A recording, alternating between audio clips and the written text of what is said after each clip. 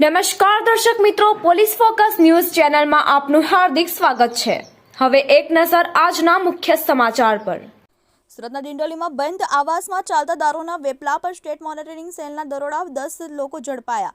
સુરતમાં સ્થાનિક પોલીસની રહેમજનર હેઠળ હાલતમાં દારૂના વેપલા પર સ્ટેટ મોનિટરિંગ સેલના દ્વારા દરોડા પાડવામાં આવ્યા હતા, જેમાંથી પોલીસે વિદેશી બનાવટના દારૂ સાથે 10 લોકોને ઝડપી લીધા હતા। આ તમામ લોકો બંધ આવાસમાં દારૂની લે-વેચ કરતા હતા, જેમાં ગ્રાહકો અને વેચનાર સહિતની ઝડપી લઈને 2 ઇસમોને વોન્ટેડ જાહેર કરવામાં આવ્યા છે। ડિંડોલી વિસ્તારમાં આવેલા મધુરમ કેનાલ રોડ પર બંધ આવાસમાં સ્ટેટ મોનિટરિંગ સેલ દ્વારા દરોડા પાડીને ભારતીય બનાવટ વિદેશી દારૂની 258 બોટલ, જેની અંદાજિત કિંમત 35,500 થાય છે, તેની સાથે 11,000ની કિંમતના 3 મોબાઈલ અને રોકડા 7,700 કબજે કરવામાં આવ્યા હતા। સાથે 1.70 લાખના 2 વાહન એમ કુલ મળીને 2.24 લાખનો મુદ્દામાલ કબજે કરવામાં આવ્યો હતો।